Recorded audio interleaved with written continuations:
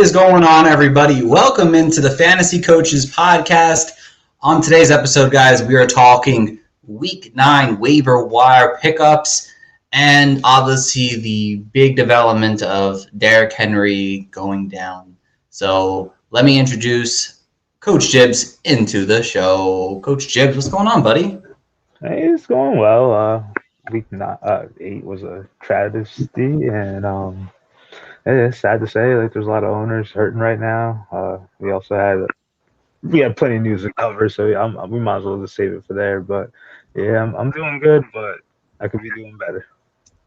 Yeah, that is true. Unfortunately, it wasn't the best week for fantasy football, especially for many fantasy owners who had some of the bigger stars never really took that next step here. But yeah, let's get into the news like you mentioned. So there are some things we didn't get a chance to cover last week because obviously it happened after Thursday. And, guys all know we record on Thursday nights. So Mark Ingram gets traded to the New Orleans Saints.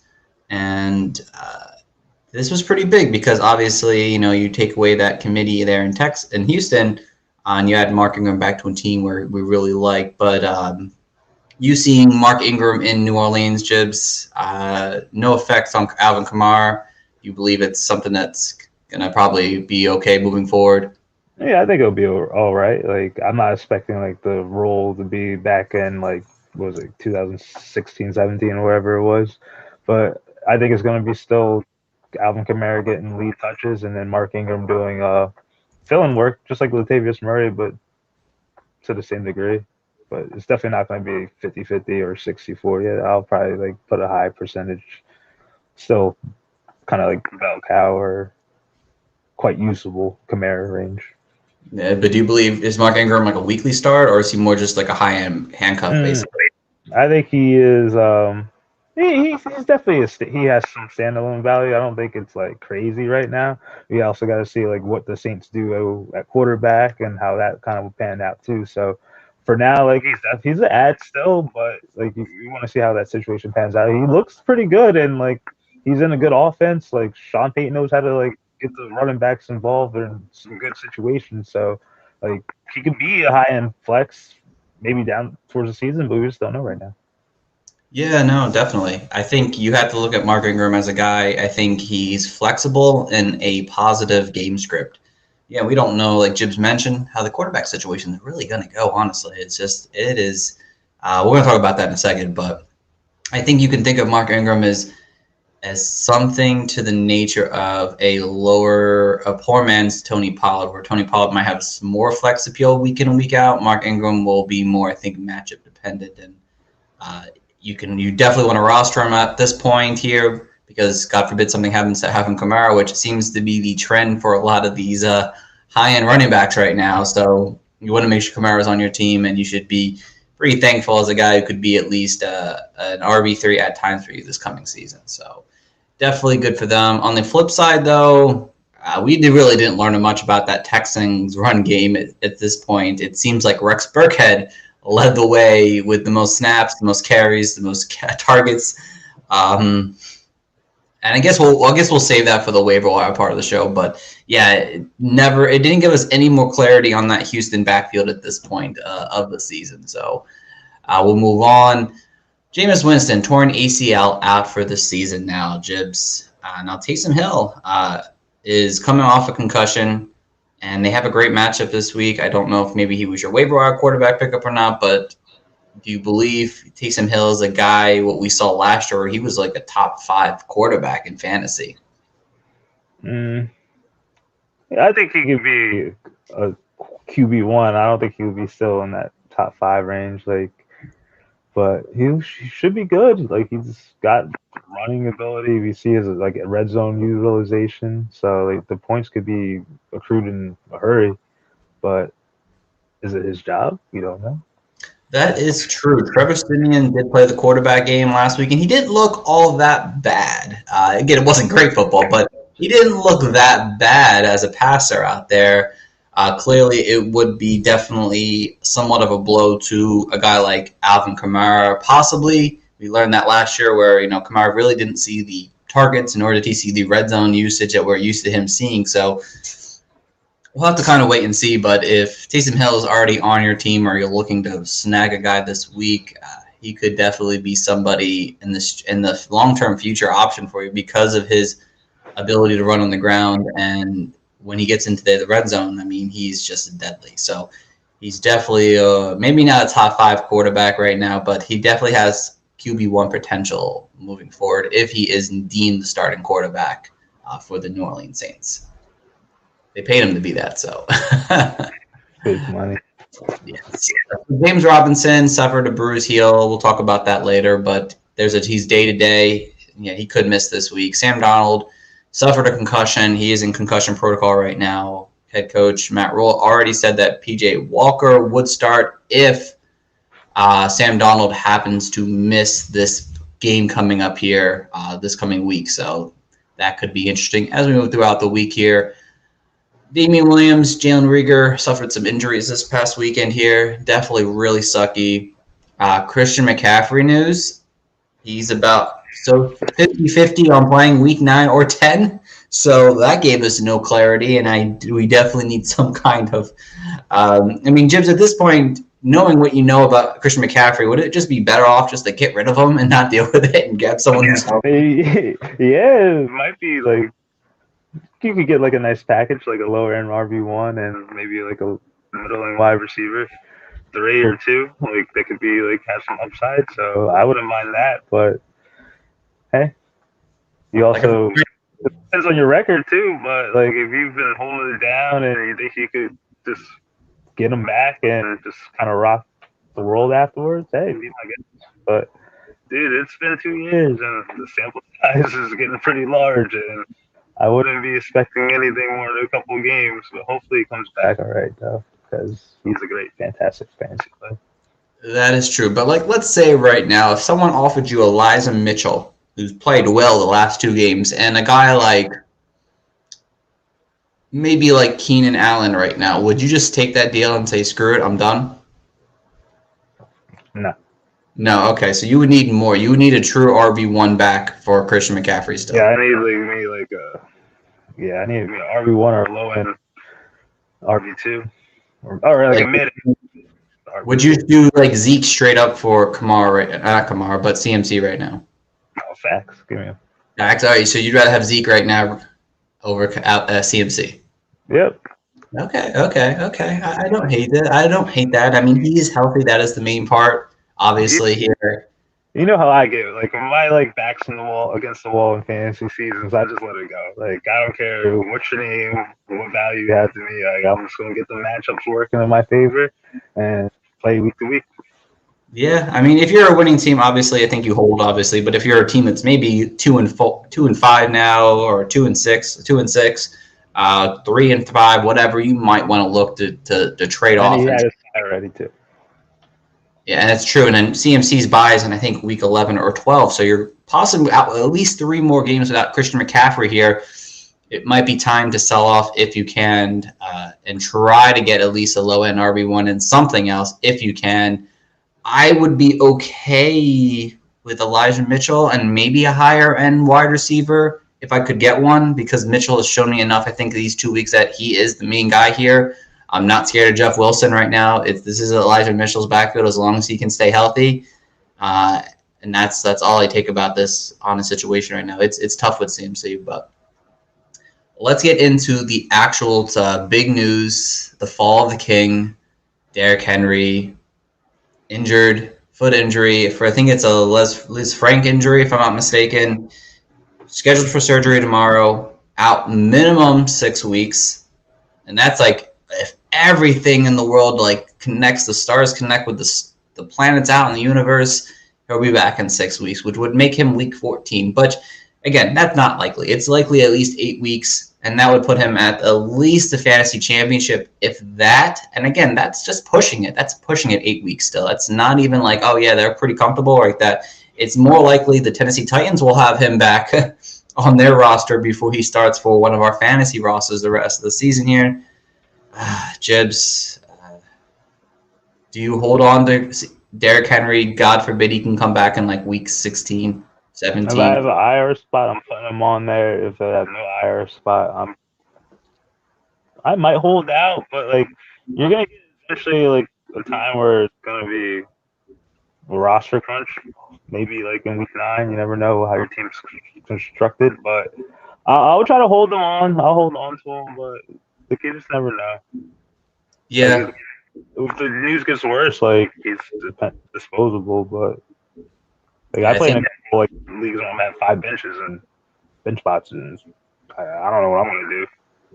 You might drop him, unfortunately, which that would suck. But yeah, and if you don't have an IR spot and you don't have a deep bench, you might have to cut him because I really don't believe he's coming back for the playoffs. But again, you always want to have that glimmer of hope. But I think you'd be safe if you have a 5-man bench or fewer to drop him and just move on with the season, unfortunately, and try to rebound. But real quick with Derrick Henry right now, major injury obviously here. In Dynasty, do you look to buy low in that situation, or do you look to sell high, or look to get like a high-end player if you can out of him right now? Well, he's like, it's interesting with Henry because we know he has the mileage on him, and we know he's kind of in that twilight years of the running back like age group too. So you would figure like, even with the foot injury, like maybe like some bit of his production, but like he's still gonna like tail off on value in 2 years' time. Just the way the Titans use him, if they're gonna use him like that. But I would definitely stick my nose in there. Like, yeah, would you as the Derrick Henry owner just take a 2022 first round pick and call it a day, or would you still want more in that situation?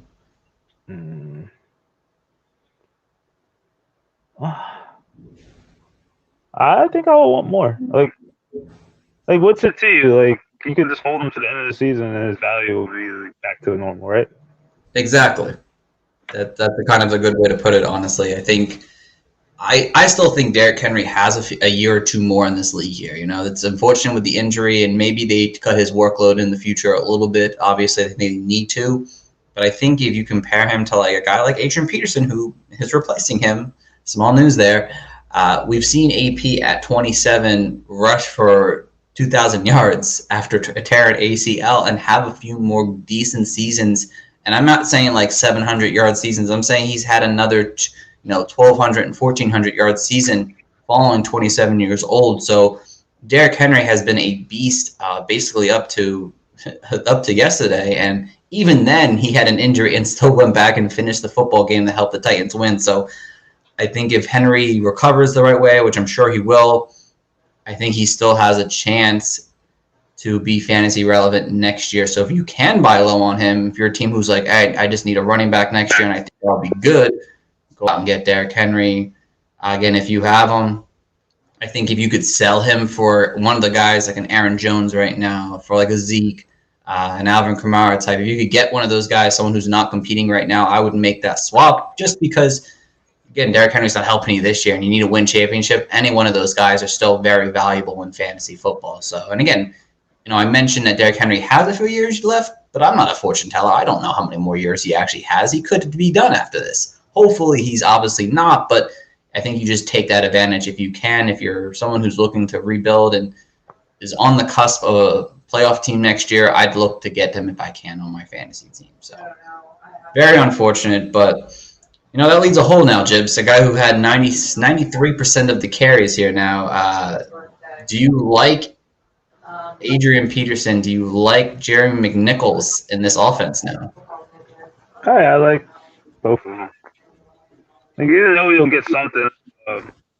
I think Adrian Peterson, albeit he'll just kind of slide into that kind of like lead down role, and obviously like he'll need to get the touchdown to salvage his day because I don't see him catching passes out there at his age. But Jeremy Nichols, you could see him getting there was a game where he had 8 receptions, so I could see him getting utilized more as well. So both have their flaws, but they could be utilized in different scenarios given the matchup.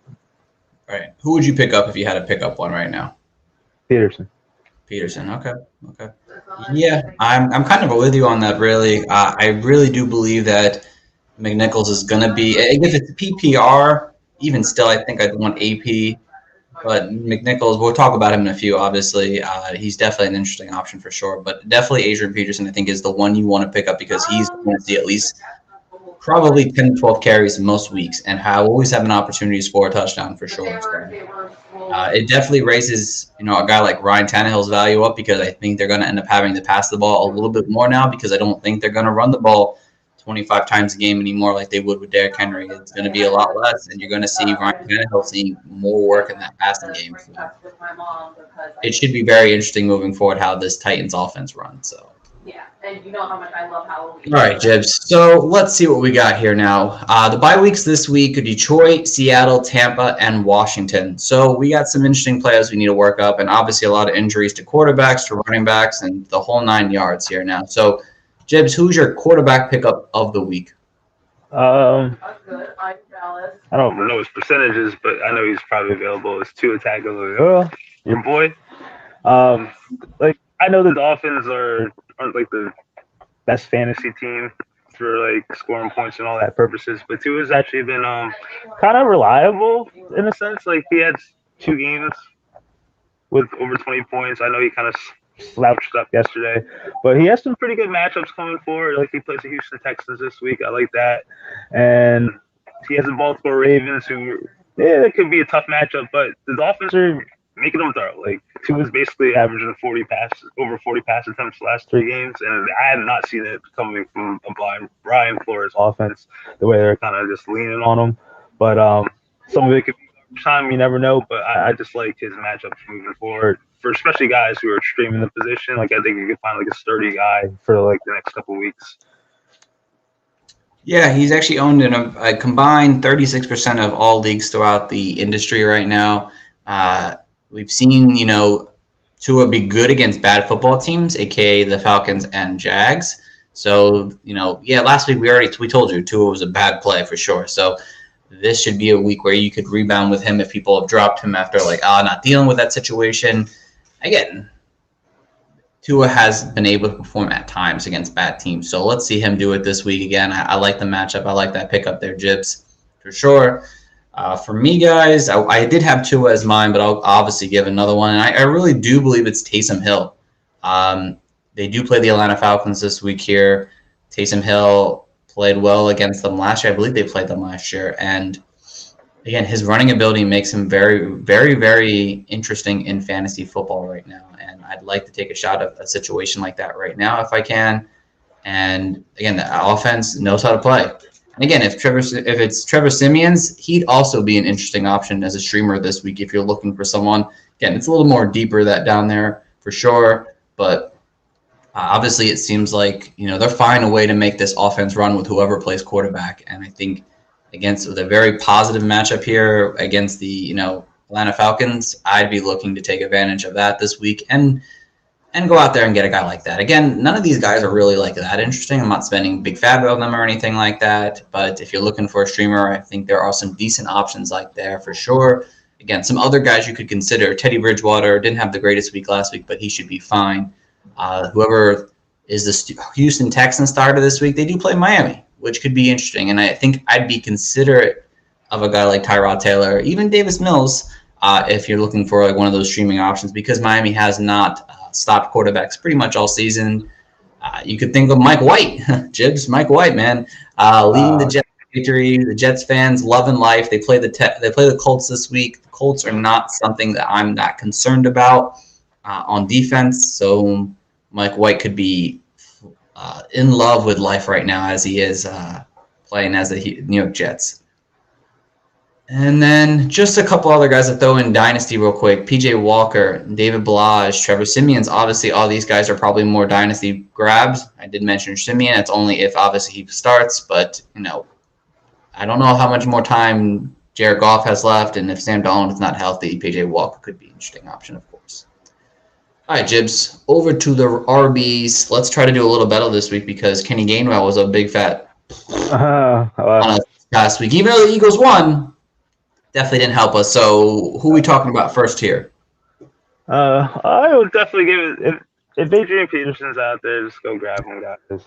You just don't know what the situation's going to end up being. Like we know that Titans have a good running game, and that 2-down role is definitely going to be useful. So you're basically going to have like a plug-and-play RB2, low-end RB2 if you add him out for like the next couple of weeks as the season progresses, and obviously when everyone's back or when the running backs are healthier and there's no bye weeks, then you're just going to see a little bit of everyone's going to be back, so he's going to be lower.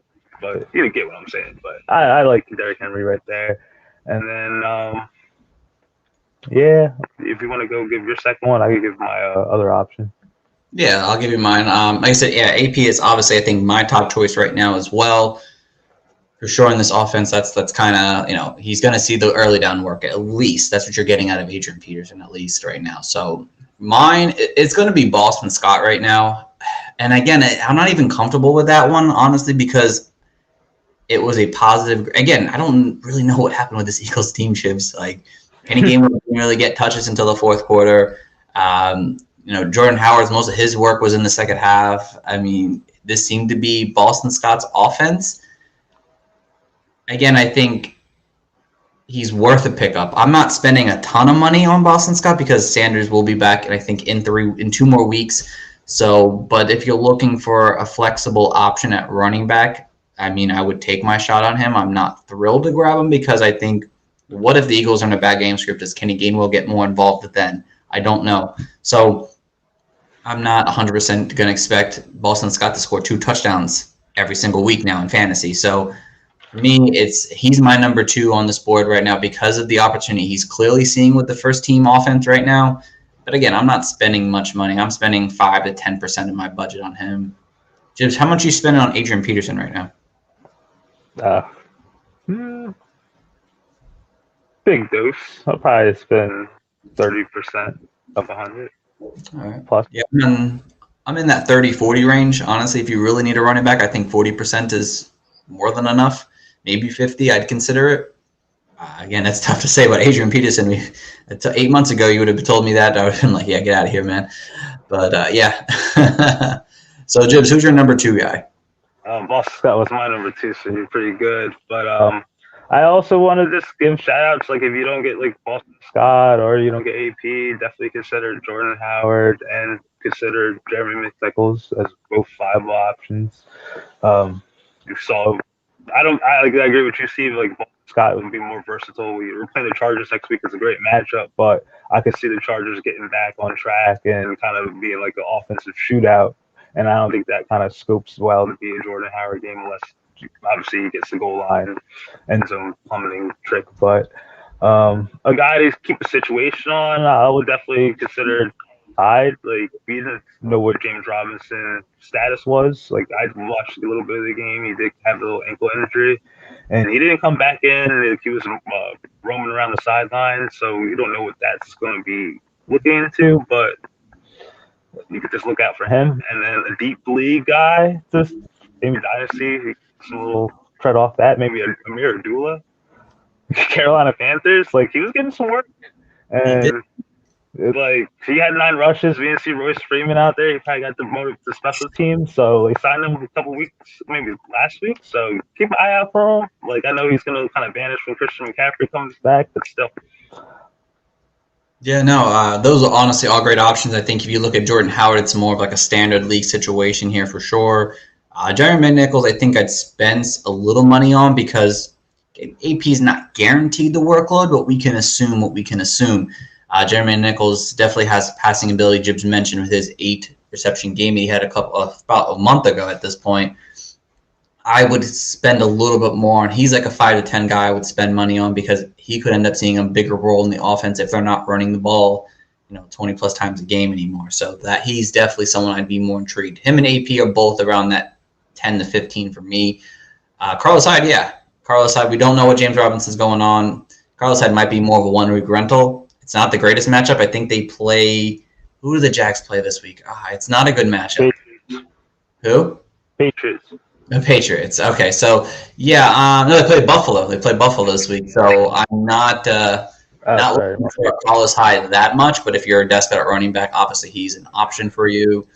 It's crappy game. Yeah, Mark Ingram's under the 40% mark. I think I'd probably want him for stability over like outside the top two guys we mentioned in the beginning. Let's see here. Who else? Rex Burkhead definitely could be interesting for sure. You might be able to scoop him up for nothing after waivers hits, to be honest, because he does play the Miami Dolphins this week here. And he's played well against Miami at times when he was a Patriot. And he led the team in carries. He led the team in targets. He led the team in snaps. So I don't really know what's going on here. He wasn't playing all season long, but out of the blue, now he's the main guy. It really doesn't make sense. Again, he's a guy you get up after waivers, but could have potential in this matchup. Obviously, Phillip Lindsay's still out there under the waiver amount. Peyton Barber, if Josh Jacobs isn't ready for week 9, he could be a guy who sees a starting lineup once again. Let's see here. Samaj P. Ryan's always a solid backup to get. Jermichael Hasty continues to see at least 3 or 4 targets a game since he's been playing. Ty Johnson is definitely a guy in deeper leagues, especially in PPR, who we saw like 6 or 7 targets now in back-to-back games with Mike White at quarterback. That could be a guy who could fill in as a nice flex option for you in PPR leagues because of his receiving ability in the offense, because he's clearly only seeing the receiving work, not really the rushing work. So he's an option for sure. And then Jarrett Patterson, he led the team in carries this past week here over Antonio Gibson. How nervous are you about Tony Gibson right now, Jibs? Oh, I was nervous last week. Now I'm like pooping my pants. Yeah, I'm not really sure what's going on there. I know he's injured, but yeah, that is a tough one right now. He's not seeing the receiving work because that's J.D. McKissick's with 8 receptions this past week, and Jarrett Patterson seeing the carries in a tight game. I mean, I think Patterson's in that range right below like Nichols and Howard guy right now, but he's definitely an interesting option. I think there's a decent running back week here, honestly, compared to the last few weeks now we've had. There's a lot of very interesting options that could end up being solid flex plays or possible future starters down the road. So I think if you're going running back route, I think you're pretty set with a lot of these guys this week to kind of fill in some bye week replacements or injury replacements that you're looking for this week. So, all right, Jeb. So over to wide receiver now. Who do we have for wide receiver? Russell Gage is my number 1, and I know he dud. He literally zeroed. Goose egg. Nada. Like, I was going to pick him up and start him, and I'm glad I didn't. But it probably would have ended well because I lost that league. Anyway, but like with the Calvin Ridley situation, like, it's good that the man's getting the help that he needs, the kind of mental rest and the lengthy time. I hope it does him well. But as the Falcons have to rebound, and I believe maybe they were kind of caught in disarray this week with the departure or with the news hitting them. So maybe they have a get back week, get the offensive scheme right. Like we've seen the Jets last week, Mike White was just put on the spot. You get a week of prep, see what happens. So now that Russell Gage is kind of put in the number 1 spot, hypothetically, for the wide receiver position, I think he'll have the good opportunities behind Kyle Pitts. And I'm just hoping for the Falcons to get right. So he's my number 1 option. Yeah, but he had the number 1 role this week, Jibs. I know. I'm hoping. Yeah.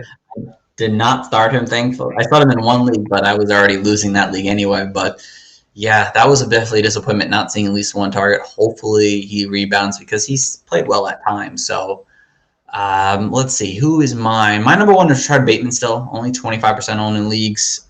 I think you need to pick up this guy. I mean, he looked good his last 2 weeks before their bye week. I'm hoping that after the bye they find a way to integrate him into the offense even more right now. And again, the run game wasn't really good at all. So you could really hope that they get the passing game going and Bateman sees more targets this coming week following the bye week. I like his matchup. I don't know who do they play this week? Tennessee. The Ravens play Tennessee, Minnesota, man. Who? You're throwing all the games out here, man. And they play the Miami Dolphins. They move in the week after that. So it's worth a pickup to go get a guy like Rashard Bateman, rookie guy, big talent to his name here. He's definitely a top guy to go out and get right now if you can. So, all right, Jib. So who is your number 2 pickup at wide receiver now? It's Van Jefferson, who's playing Tennessee. I'm sorry. I got ahead of myself, man. Well, Tennessee allows the most wide receiver points. And we're seeing hypothetically, maybe Deshaun Jackson gets traded tomorrow. He was kind of wanting a trade request to get out of there, maybe get some opportunity. But we've seen Van Jefferson over the last 2 weeks record double-digit points in PPR league, so he's kind of getting utilized well. Has 6 and 7 targets. Only caught 3 or 4 balls each game. He got a touchdown last week, but he had 80 yards this week. So I think I like the way he's getting used in the offense, and he could be a guy who could show some considerable value later on in the season. Yeah, no, definitely. We know with the news of Deshaun Jackson wanting traded, mutually agreeing to trade at some point, Van Jefferson definitely has been seeing a target in his snap count recently. So he's definitely someone I like to grab and put him on my bench. I don't think he's a week starter, but in the matchup in situations where it makes sense for him, I really do like his ability in this offense here as their deep threat downfield. So he is a good play there. Jibs. Over to me, guys, again. And my second one is Jamal Agnew. And Jamal Agnew has been on fire, the Jacksonville Jaguars wide receiver. Over the last 3 games since DJ Moore has gone down, he's really stepped up into that slot role. He's had 8, 6, and 12 targets over the last 3 weeks. He's had, again, not big fantasy numbers, but if you're looking for a consistent low floor option, I mean, he's seen 7, 10, and 12 over the last 3 weeks now. They play Buffalo. It's a tough matchup, but someone has to stay open. Marvin Jones is likely to be covered. Laviska Shenault's likely to be covered on the outside, which would leave Jamal Agnew for opportunity in this offense here to see some kind of work. He's definitely someone who's been more integrated into this offense, especially after the bye week. Seeing him see 12 targets following a bye week, they clearly were trying to get him more involved in this offense here. So Jamal Agnew is definitely a guy I'm looking to grab in waivers right now. So a couple other guys. Nico Collins, he's starting to see some more work in this offense as a rookie is for the Houston Texans. You could talk about Tajay Sharp for the Atlanta Falcons. Tajay Sharp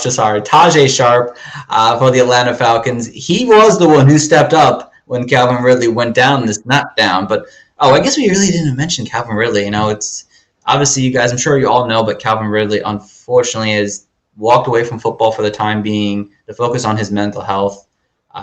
It's definitely good for him if, something that he's struggling with now, good he's getting away from the game and focusing on himself and his family. So all the best to him.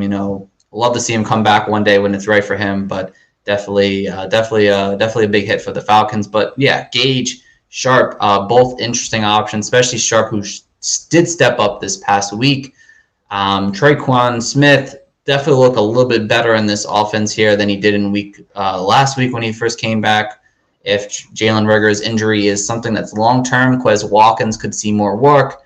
If Darius Slayton sees a big opportunity tonight, he could be someone. Obviously, KJ Osborne's always good. Jamison Crowder is definitely a pretty good week 9 pickup if you're really looking for a wide receiver to step up, because he did have 8 receptions this past week. They played the Colts on a short bye week here. Mike Wright likes a slow short, and I think that kind of worked out in a match made in heaven. And then obviously Tim Patrick's always sitting out there if you're ever looking for a guy to get you 8 to 9 points a game. So not decent waiver wire week for sure. And then we move over to the tight ends. Jibs, who's your tight end pickup of the week? Tyler Conklin. Tyler Conklin, okay. What's going on with Tyler Conklin? Conklin scored double-digit PPR over the last 2 weeks, and premium option, that's pretty damn good, if you mind me. He has at least 50 yards in back-to-back games, so he's getting utilized in the option. So those are good things that you want to have if you're just kind of picking at the tight end barrel, if you're asking me. And going against the Baltimore Ravens, which is a very good matchup, if you ask me. So sign me up. All 3 things are points good. Baltimore Ravens give the second most points to tight end. So okay, all right, I like it. I know someone today that what's his name? God, I can't think of his name now. The tackle from the Cleveland Browns, Jake Conklin, went out, and someone in one of my groups said today, Chris Herndon season. I'm like, wait, what? And he's like, you just see the news and no. And I'm like, dude, it's Jack Conklin from the Browns, not Tyler Conklin from the Vikings, man.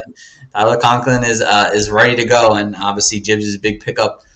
For me, guys, it's got to be I can't think of his name right now. Oh, I have it right here. Hold on. Pat Freiermuth. God, I cannot think of his name. Pat Freiermuth, guys, from the rookie tight end of the Pittsburgh Steelers, has really stepped up over the 2 weeks that Juju Smith-Schuster has now been off the field. He has now seen back-to-back games with at least 7 targets. He caught a touchdown this past week here. It seems like he's turning into that third option of the offense here that I kind of want a part of. And especially if you're looking for tight end, I mean, the tight ends are kind of been up and down over the last few weeks now, especially the back end here. I think Freiermuth, who's seeing more work on the offense, developing more as a tight end, I think he could see an option moving forward where he sees a very nice end-of-season stretch. He's definitely someone I'm looking to pick up in fantasy leagues right now. And then a couple others. Dan Arnold had a really good game this past week. Not a great matchup, but definitely someone to look forward to. CJ Uzomah still under that 40% mark. Evan Ingram, if he plays well tonight, that could be interesting. Mo Alley Cox could get back on track next week against the Jets. And, that is going to wrap up our show tonight, guys.